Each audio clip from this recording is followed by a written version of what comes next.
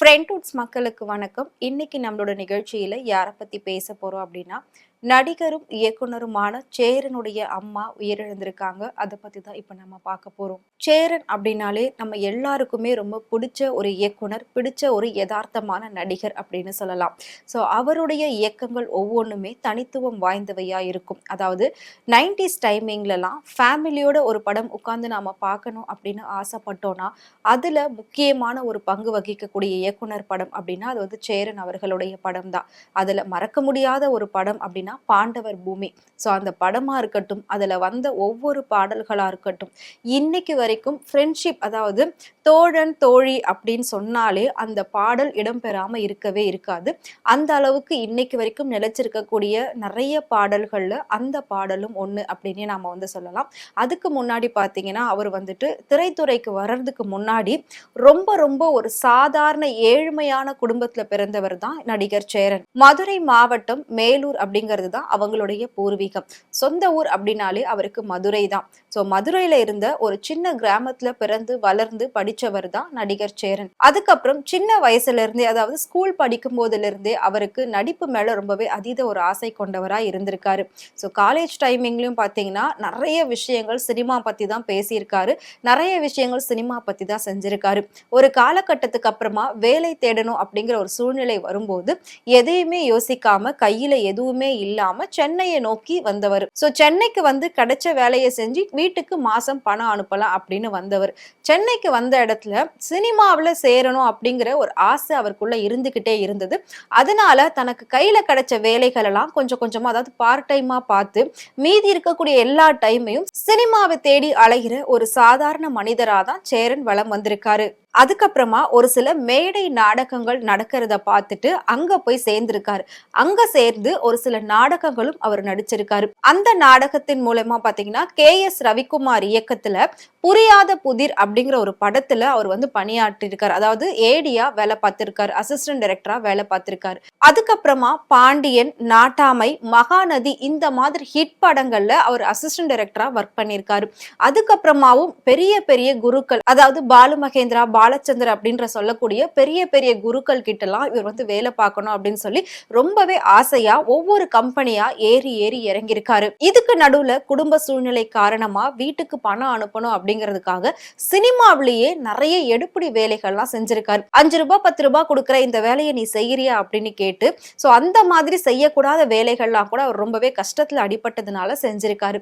ஏதாவது ஒரு வேலையை செஞ்சு வீட்டுக்கு பணம் அனுப்பிட்டு மீதி இருக்கக்கூடிய நேரத்தை நம்மளுடைய நடிப்புக்காக, நம்மளோட இயக்கத்துக்காக செலவிடணும் அப்படின்னு சொல்லி சோ ரொம்ப அதீத ஆர்வம் கொண்டுதான் ஒவ்வொரு வேலைகள்லயுமே பயங்கர இன்வால்வ்மெண்டோட செஞ்சிருக்காரு. அதுக்கப்புறம் முதல் இயக்குனரா அவர் அறிமுகம் ஆகணும் அப்படின்னு சொல்லி பல ப்ரொடியூசரையும் மீட் பண்ணிருக்காரு. அதுக்கப்புறமா தான் அவருக்கு பார்த்திபன், மீனா நடிச்ச ஒரு படத்தை இயக்குறதுக்கான வாய்ப்பு கிடைச்சிருக்கு. அதாவது பாரதி கண்ணம்மா அப்படிங்கிற ஒரு படத்தை இவர் இயக்குனாரு. இந்த படம் பாத்தீங்கன்னா கதை ரீதியா மிகப்பெரிய சர்ச்சையும் விமர்சனங்களும் இருந்தது. ஆனா வசூல் ரீதியா ஒரு நல்ல வரவேற்பை கொடுத்தது. அதை வச்சு அவருக்கு அடுத்தடுத்து பட வாய்ப்புகள் வர ஆரம்பிச்சது. அப்படி வந்த படங்கள் தான் வெற்றி கொடிகட்டு, பொற்காலம், பாண்டவர் பூமி. இப்படி தொடர்ந்து படங்களை டைரக்ட் பண்ணிட்டு இருந்த சேரனுக்கு ஒரு காலகட்டத்துக்கு மேல நம்மளே ஏன் இறங்கி ஹீரோவா நடிக்க கூடாது அப்படிங்கிற ஒரு ஆசையும் வந்திருக்கு. ஏன்னா அவருக்கு சின்ன வயசுல இருந்து ஃபர்ஸ்ட் நடிப்பு மேலதான் மிகப்பெரிய ஒரு ஆர்வம் இருந்திருக்கு. அதுக்கப்புறமா தான் இயக்கத்தின் மேல மிகப்பெரிய ஆர்வம் இருந்திருக்கு. சோ நடிப்புலயே நம்மளே இறங்க கூடாது அப்படின்னு சொல்லிட்டு அவரு சொந்தமா ஒரு படத்தை இயக்கி எழுதி அதுல அவரே ஹீரோவாவும் நடிச்சிருப்பாரு. சொல்ல மறந்த கதை அப்படிங்கிற ஒரு படத்துல தான் அவரே வந்து இயக்கி எழுதி ஹீரோவா நடிச்சிருப்பாரு. சோ அந்த படம் மிகப்பெரிய ஒரு வரவேற்பை பெறல அப்படின்னாலும் பாடல்கள் நல்லாவே ஹிட் ஆயிருந்தது. கிட்டத்தட்ட சேரன் அவர்கள் இதுவரைக்கும் அவர் இயக்கிய படத்துக்காக 3 நேஷனல் அவார்ட் வாங்கியிருக்காரு. அதுக்கப்புறமா நிறைய பிலிம்ஃபேர் அவார்ட்ஸும் வாங்கியிருக்காரு. இந்த நிலையில தான் இன்னைக்கு காலையில சேரன் அவர்களுடைய தாயார் வயது முதிர்வு காரணமா, அதாவது அவங்களுக்கு வயது 84, அவங்களுக்கு தொடர்ந்து உடல் பிரச்சனைகள் நிறையவே இருந்திருக்கு. மருத்துவமனையில் அனுமதிக்கப்பட்டிருந்த அவங்களுடைய தாயார் இன்னைக்கு காலையில காலமாயிருக்காங்க. இந்த செய்தியை கேட்ட சேரன் ரொம்பவே மனமுடைஞ்சு அழுது பேசியிருக்காரு. என்ன அப்படின்னா, என்னோட ஆரம்ப காலகட்டத்தில இருந்து நான் நினைக்கிறத செய்யறதுக்கு எனக்கு உறுதுணையா இருந்தது ஃபர்ஸ்ட் என்னோட அம்மா மட்டும்தான்.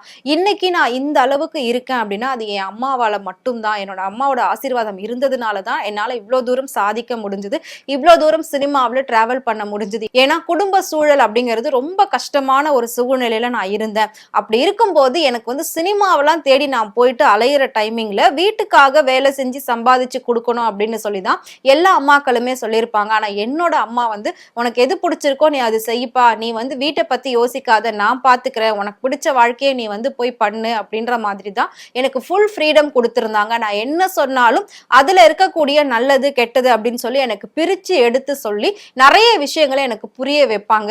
ஸோ கொஞ்சம் வருஷத்துக்கு முன்னாடி வரைக்கும் சினிமா சம்பந்தப்பட்ட அத்தனை விஷயங்களையும் நான் வந்து அவங்க கூட தான் ஷேர் பண்ணிப்பேன். அதுல இருக்கக்கூடிய நுணுக்கங்கள கூட அவங்க எனக்கு சொல்லுவாங்க. ஸோ அவங்களுடைய அனுபவமும், அறிவும் நமக்கெல்லாம் இப்ப வந்து ஒரு தூசு அளவுக்கு கூட இருக்காது. அந்த அளவுக்கு வந்து அவங்க எல்லாமே ரொம்ப நுணுக்கமா யோசிப்பாங்க. ஸோ இப்ப அவங்க இந்த உலகத்துல இல்ல அப்படின்றது மிகப்பெரிய ஒரு ஏத்துக்க முடியாத ஒரு இழப்பா இருக்கு. மிகப்பெரிய ஒரு கஷ்டமா இருக்கு அப்படின்ற மாதிரி அவர் வந்து சொல்லியிருக்காரு. ஸோ அவங்க அம்மாவுடைய இறுதி சடங்குகள் நாளைக்கு அவங்களோட சொந்த ஊர்ல நடைபெறும் அப்படின்னு சொல்லியிருக்காரு. அதுக்கு முன்னாடி சேரன் கூட நடிச்ச தமிழ் சினிமா துறையில இருக்கக்கூடிய அவரோட நண்பர்கள், சக நடிகர்கள் எல்லாருமே பாத்தீங்கன்னா அவங்களுக்கு ஆழ்ந்த இரங்கலை தெரிவிச்சிட்டு வராங்க. இன்னும் ஒரு சிலர் வந்து நேர்ல போயிட்டு அஞ்சலியும் செலுத்திட்டு வராங்க. ஸோ கிட்டத்தட்ட பாத்தீங்கன்னா இந்த உலகத்துல எவ்வளவு கோடிகள் கொடுத்தாலும் தாயோட அன்புக்கு ஈடாகாது அப்படின்னு சொல்லுவாங்க. எத்தனை உறவுகளை வேணாலும் நம்மளால வாங்கிக்க முடியும், சம்பாதிச்சுக்க முடியும். ஆனா அம்மா, அப்பா அப்படிங்கிற அந்த ஒரு உறவை மட்டும் நம்மளால எந்த காலத்திலையும் சம்பாதிக்க முடியாது, வாங்க முடியாது. அந்த இடத்துக்கான ஒரு ரீப்ளேஸ்மெண்ட் இருக்கவே முடியாது அப்படின்றது தான் நிதர்சனமான உண்மை. தன்னுடைய தாயாரை இழந்து வாடக்கூடிய சேரனுக்கு பலரும் ஆறுதலையும் இரங்கலையும் தெரிவித்துட்டு வராங்க. ஸோ அந்த வகையில ஃப்ரெண்ட்வுட்ஸ் டீம் சார்பாகவும் அவங்களுக்கு நாங்க இரங்கலை தெரிவிச்சுக்கிறோம்.